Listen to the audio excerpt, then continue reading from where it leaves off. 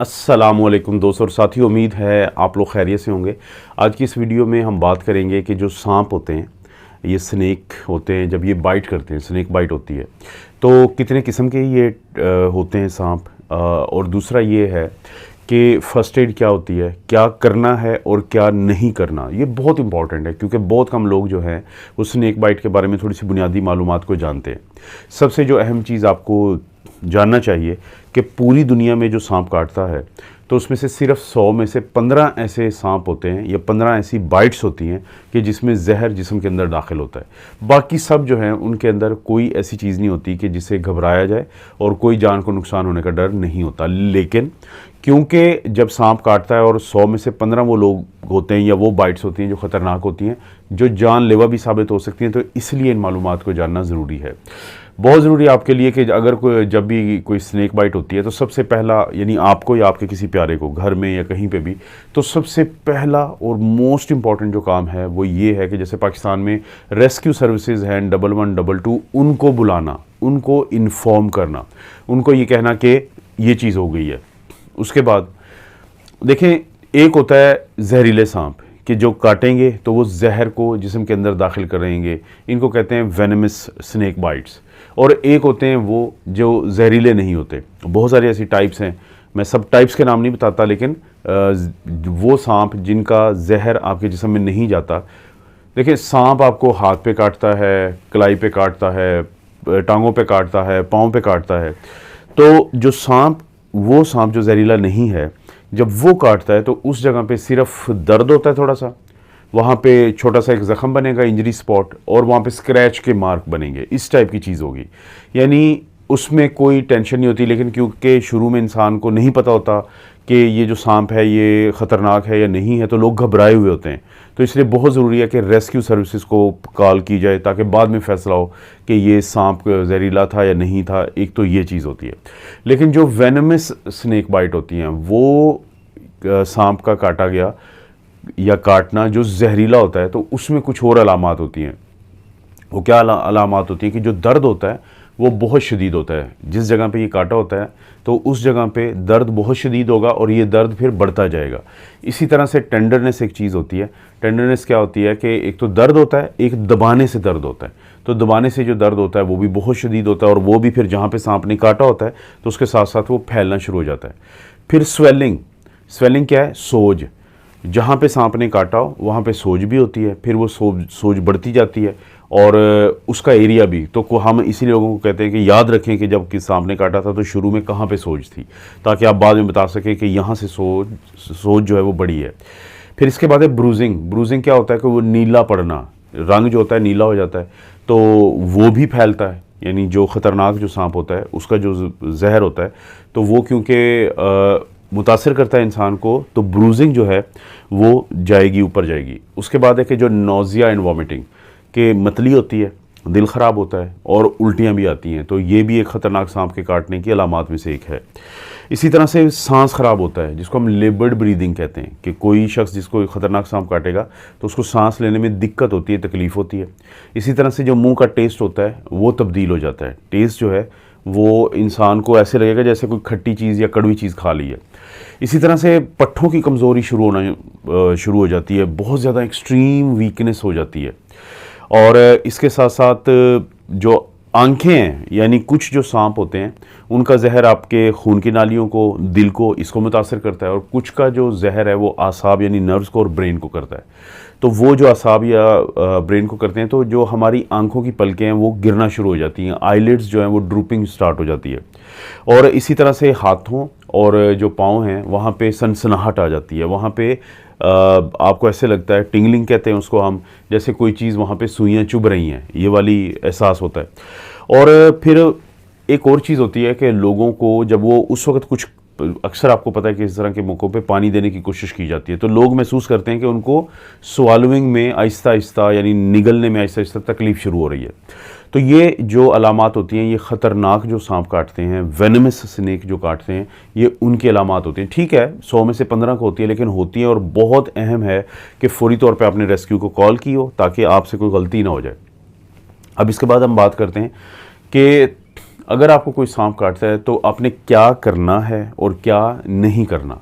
जो करने वाली चीज़ें हैं उनमें से एक तो ये है कि आप जहाँ पे आपको सांप ने काटा है उससे थोड़ा दूर हो जाएं, या जिसको अगर आपके घर में किसी प्यारे को काटा है तो जितना जल्दी मुमकिन हो सांप से काटे वाली जगह से दूर कर दें, ताकि अगर पास मौजूद है सांप तो आपको या किसी और को या उसी शख्स को दोबारा मज़ीद ना काट ले, क्योंकि जितना काटेगा उतना ज़्यादा जहर इंजेक्ट करेगा। एक ये काम करना है।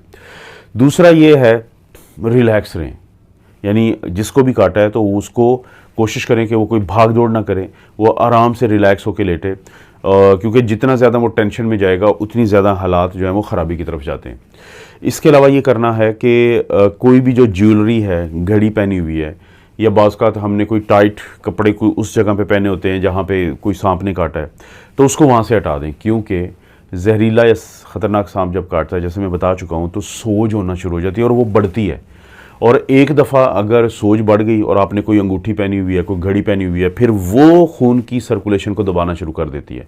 वो बहुत ख़तरनाक चीज़ होती है, इसलिए जल्दी से अंगूठी है, घड़ी है, कोई टाइट इस टाइप की चीज़ पहनी हुई है तो जहाँ पे सांप ने काटा है उस एरिया के अराउंड, तो उसको हटा दें, ये भी बहुत ज़रूरी है। और इसके अलावा कोशिश करें कि जैसे मैंने पहले भी कहा था कि मरीज़ जो है ना वो रिलैक्स रहे, तो उसको लिटा दें या बिठा दें। लोग क्या गलती करते हैं कि जब सांप काटने के फ़ौरी बाद मरीज़ की भाग दौड़ शुरू करवा देते हैं, तो उससे खून की सर्कुलेशन बढ़ती है, जो जहर होता है वो बहुत जल्दी फिर पूरे जिस्म में फैलने का डर होता है। तो मरीज़ को रिलैक्स रखें और बिठाएं या उसको लिटा दें, एक ये चीज़ करें। और जो जहाँ पे काटा है वहाँ पे उसको साबुन से और पानी से धो दें और एक साफ़ सी कोई पट्टी उसके ऊपर रख दें, यानी बहुत सख्त कोई कपड़ा नहीं बांधना, कुछ ऐसा नहीं करना, तो मैं आगे बताता हूँ कि क्या नहीं कर रहे हैं। लेकिन ज़ख़म को धो के साबुन से और पानी से उस पर कोई अच्छा सा साफ़ सा कपड़ा, ज़ाहिर है कि उस वक्त तो यही चीज़ें होती है, तो वो रख दें। ये तो हैं वो काम जो करने वाले हैं। जो नहीं करना सबसे इम्पॉर्टेंट चीज़ है कि फ़िल्मों का असर नहीं लेना। जो हमारी मूवीज़ होती हैं उसके अंदर जब सांप काटता है तो वो क्या करते हैं कि उसको काट लगाते हैं जहाँ पे, वो नहीं करना। उसका वो चूसने की कोशिश करते हैं, जो वेनम या जहर होता है वो हरगिज़ नहीं करना। बर्फ़ लगाते हैं, वो हरगिज़ नहीं करना। ये तो वो चीज़ें जो हम मूवीज़ से देखते हैं। तो आपने कोई ऐसा काम नहीं करना कि जो हीरो बनने की कोशिश नहीं करनी। इसी तरह से लोग उसके जहर को रोकने के लिए ऊपर पट्टी ज़ोर से बांध देते हैं, जिसे टॉर्निकेट कहते हैं। ऐसा कुछ नहीं करना, यानी किसी को यहाँ पे काटा है तो लोग यहाँ पे पट्टी बांधते कि जहर ऊपर ना जाए, ये बहुत ख़तरनाक चीज़ है। टॉर्निकेट या ये जो वाली जो बैंड इस तरह की पट्टी हम बांधते हैं, कोई कपड़ा बांधते हैं, वो नहीं करना। अपने बर्फ़ का मैं आपको बता चुका हूँ। इसी तरह से काटना नहीं है उस जगह को, और उसमें से जहर नहीं आपने चूसना। और उस वक्त लोग बाज़ का अपने प्यारे को या ख़ुद वो चाय या कॉफ़ी, कुछ ऐसी चीज़ नहीं देनी। अल्कोहल, चाय और कॉफ़ी इन हालात में ख़राब करती हैं, क्योंकि ज़ाहिर है आप वेट कर रहे हैं कि जब रेस्क्यू वाले आ रहे हैं, तो आपने कोई ऐसी चीज़ नहीं देनी। इसके अलावा आपने दर्दों की दवाई नहीं देनी, ये बड़ी अहम बात है।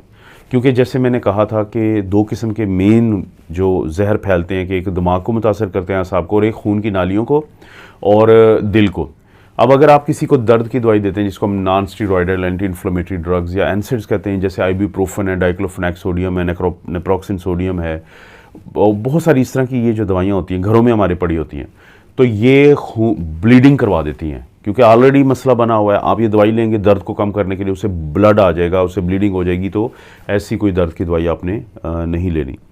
और कोशिश करें कि उस वक्त ना आप सांप को पकड़ने की कोशिश ना करें। लोग एक और गलती करते हैं कि उस वक्त सांप के पीछे पड़ जाते हैं, सांप को पकड़ने की कोशिश करेंगे, वो पहले ही ऑफेंड हुआ होता है। क्योंकि बहुत दफ़ा हम कहते हैं कि अगर आप चाहते हैं कि किसी पहाड़ी इलाके में गए हैं कि सांप आपको ना काटे, तो आप कोई छड़ी रखें पास, उसको मारते जाएं। क्योंकि होता ही है कि अचानक जो सांप आपके सामने आता है या आपको सामने पाता है तो घबरा के काटता है। तो इसी तरह से जब आप उसको पकड़ने की कोशिश करेंगे फिर वो कोई मसला बनेगा।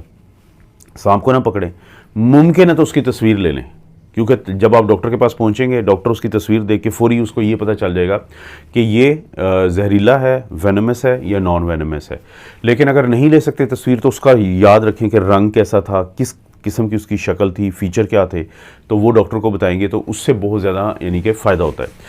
अब एक सवाल पैदा होता है कि जो रेस्क्यू की मैं बार बार बात कर रहा हूँ, तो ये क्यों मैं बात कर रहा हूँ कि जितना जल्दी आप हॉस्पिटल पहुँचेंगे, अक्सर हॉस्पिटल के अंदर एंटी वेनम होता है। वेनम किसे कहते हैं? जहर को। ये जो सांप के अंदर जहर होता है जो वो हमारे अंदर डाल देता है, तो उसका एंटी होता है, उसका तोड़ होता है, जिसको हम एंटी वेनम कहते हैं। और अक्सर ये मुख्तलिफ़ किस्म के जो सांप के जहर होते हैं उनसे बनाया होता है, और मुख्तलिफ़ जो जहरीले सांप हैं उनका तोड़ होता है। जितना जल्दी ये लग जाएगा उतना जल्दी मरीज़ जो है वो बहुत बड़ी किसी तबाही से, मौत से या कॉम्प्लिकेशन से बच जाएगा। और जितना आप लेट करते जाएंगे उतना ही ज़्यादा मसला बनेगा। तो इसमें 2 लेसन हैं।